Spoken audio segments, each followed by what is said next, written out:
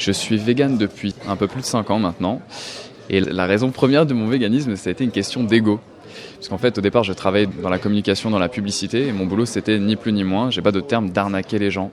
Et en fait, un jour, au détour d'un clic sur Internet, j'ai vu une vidéo et je me suis rendu compte à quel point on pouvait manipuler les gens à travers l'exploitation animale, ce qu'on leur faisait manger, ce que ça impliquait comme souffrance, ce que ça impliquait pour l'environnement, ce que ça impliquait pour plein d'autres choses. Et en définition, un arnaqueur arnaqué, il n'est pas content, quoi. Donc ça a été une question d'ego. J'ai tourné vegan du jour au lendemain en un claquement de doigts parce que mon ego en a pris un coup. Et la raison animale, elle est arrivée derrière dans un premier temps et aujourd'hui, bien évidemment, qu'elle est devant. La première raison pour laquelle je suis vegan aujourd'hui, c'est pour la cause animale. Et du coup, vous avez voulu, dès le départ, faire des vidéos ?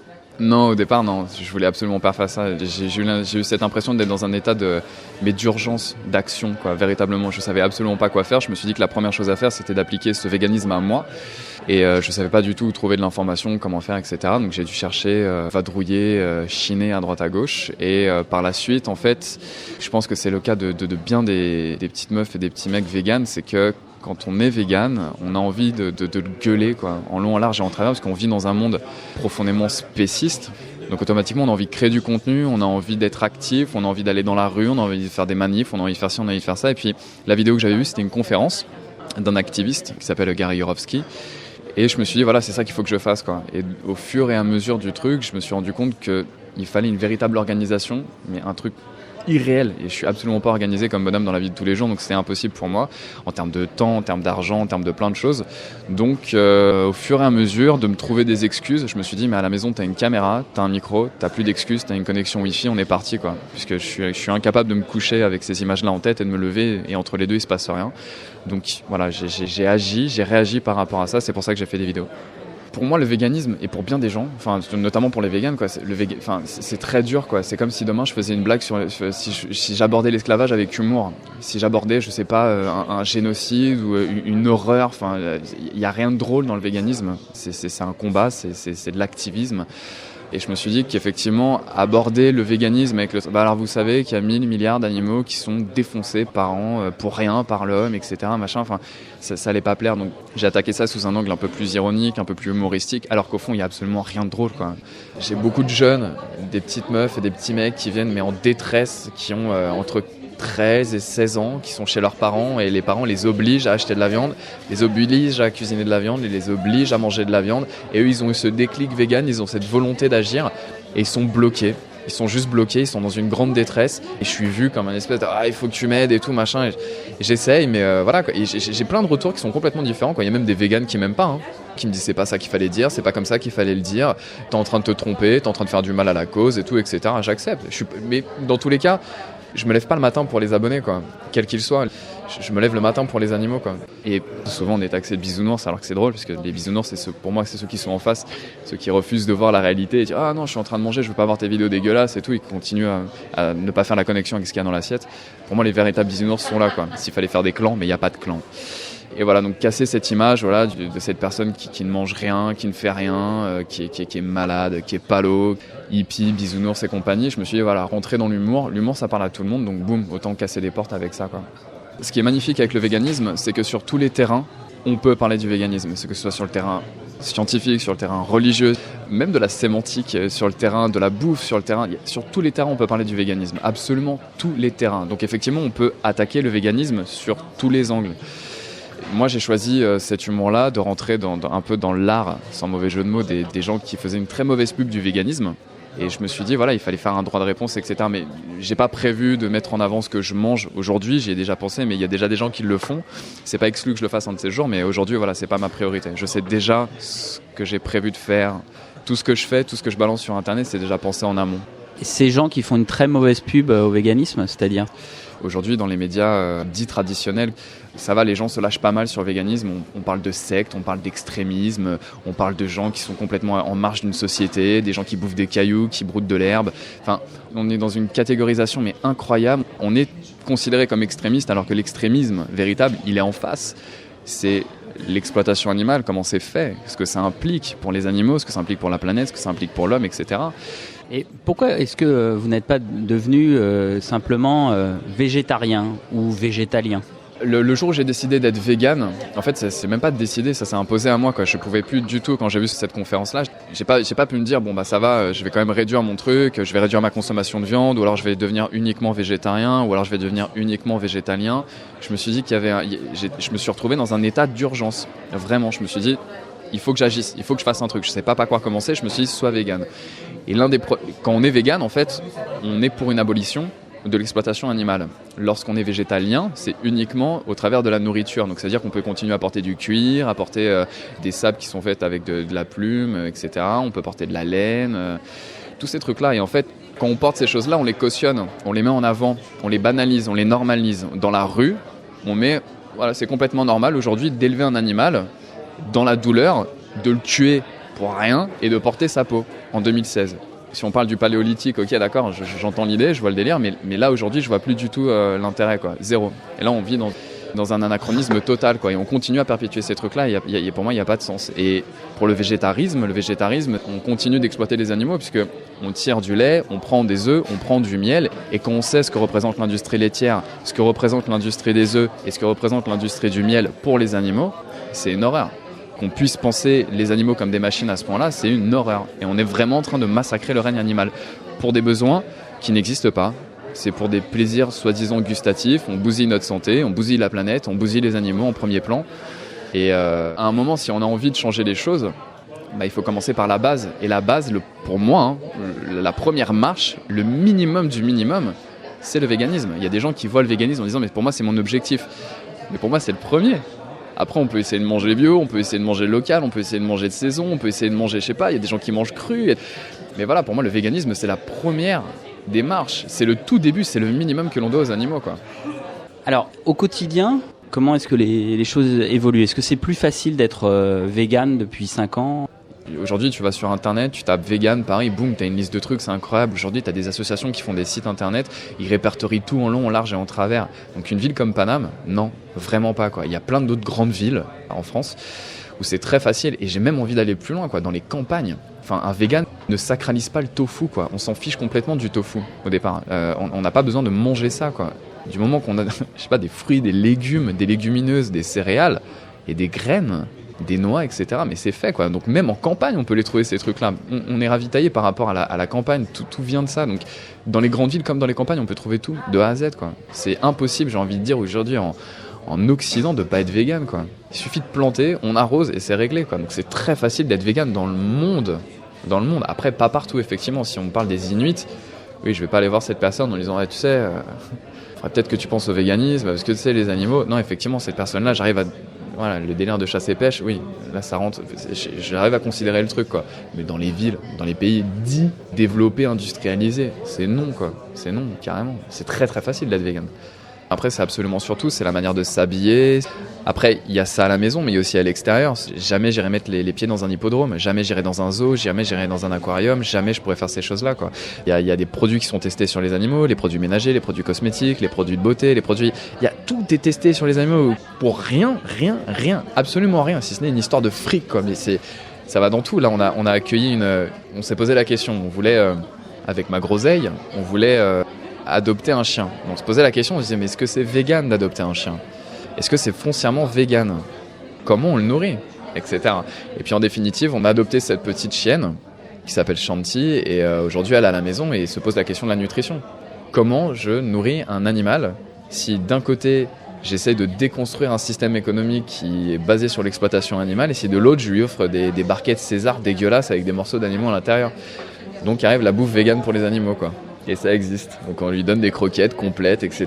100% vegan et tout, machin. Donc voilà. Depuis que vous êtes devenu vegan, vous vous sentez mieux dans votre corps et aussi dans ce que vous pouvez manger, dans le goût et par rapport à votre santé ? Avant d'être mieux dans le corps, je suis déjà mieux dans la tête. Je sais que ce qu'implique ma consommation, on va dire, alimentaire dans un premier temps, j'arrive à voir à peu près ce que ça implique comme impact sur le vivant, on va dire, sur la planète et tout. Et rien que ça, j'ai une sensation de raisonner plus juste. Alors de raisonner, on va dire, le mental, et de raisonner à l'intérieur, de raisonner plus juste. Je me sens comme équilibré, comme aligné. Et je pense que la nourriture avec laquelle je m'alimentais avant d'être vegan, je prenais pas du tout en considération, je retournais pas les boîtes, je voyais pas ce que ça impliquait, je voyais pas du tout ce que je mangeais, je m'en fichais en fait. Il me fallait du goût, il me fallait du sucre, du sucré, du gras, et voilà. Et après, peu importe, on y va quoi. Mais vous ne faites plus du tout d'entorse, y compris socialement? Il n'y a aucune entorse possible pour la simple et bonne raison que c'est un principe de vie, quoi. Je ne me l'impose pas, c'est quelque chose qui s'impose tout simplement à moi. Pour moi, ma norme, c'est cette grille de lecture qui pour moi fonctionne, quoi. Le monde que j'ai envie de voir, il est comme ça. Et dans un second temps, je veux pas jouer les gens qui pointent du doigt ça me répugne. Aujourd'hui, on fait cuire un œuf à côté de moi, j'ai les dents du fond qui baignent, mais vraiment, ça me monte des odeurs, c'est infect. Les gens qui me disent le bacon c'est trop bon, ça me fait vraiment remonter quelque chose parce que au-delà du fait de ce que ça peut sentir, qui ne m'attire absolument plus, j'ai l'image de ce que ça représente derrière. Je sais l'animal, comment on l'a flingué, comment il a souffert pendant toute son existence, comment on a pu le castrer, comment on a pu lui arracher les dents, comment on a pu lui sectionner les testicules sans anesthésie, etc.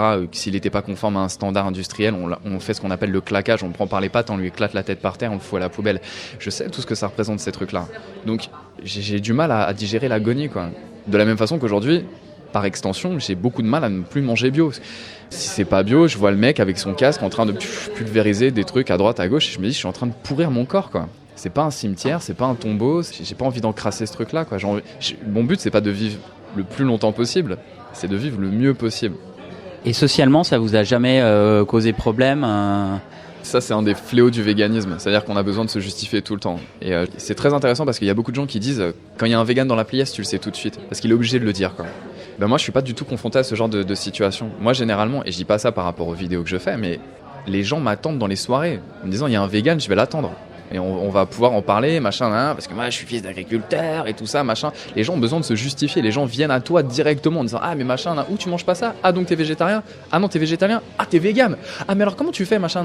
Et au début ça va, tu vois, t'es plein d'énergie, t'es tout ça, et puis à un moment tu te dis j'en ai marre, je veux plus rentrer dans les débats, quoi, plus du tout. Mais évidemment qu'on est moqué, évidemment qu'on est, parce qu'on représente, ce qui pose un vrai problème pour les gens qui sont en face, c'est qu'on met en action, on incarne une volonté de changement et ça fonctionne, quoi. Ça fonctionne sur nous et les gens sont confrontés généralement à une espèce de culpabilisation en se disant mais lui ça marche pour lui, je vais aller le tacler et tout machin, mais vas-y, j'ai pas le temps pour ces choses-là. C'est une des raisons pour lesquelles j'ai fait des vidéos d'ailleurs et j'en ai marre. Je passe pas mes soirées à me justifier, quoi, parce que les gens sont pas là pour écouter, les gens sont là pour poser des questions et essayer de prouver que t'as tort. Et il y a qu'à voir les commentaires, notamment de ma dernière vidéo, quoi, les 700 derniers commentaires. C'est une pluie de crachats spécistes. Il n'y a aucun intérêt. Les gens vont pas du tout jusqu'au bout de la vidéo. Et je m'attends pas à mieux, quoi, parce que ce format-là est pro-vegan pour les véganes. Derrière, il y aura d'autres trucs. Mais voilà, il y a cette espèce de réaction où ça provoque moquerie, déni, humour. Moi, j'ai aucun problème avec les gens qui viennent avec des questions, qui sont ouverts. On est là pour en parler. Je peux flinguer des soirées complètes à parler. J'ai aucun problème avec ça, c'est ma cause, c'est mon combat. Les gens qui viennent sous couvert de déni, ça ne m'intéresse pas. Les gens, ils sont là pour essayer de prouver, mais t'as vu, j'ai pas complètement tort parce que je réduis ma consommation de viande.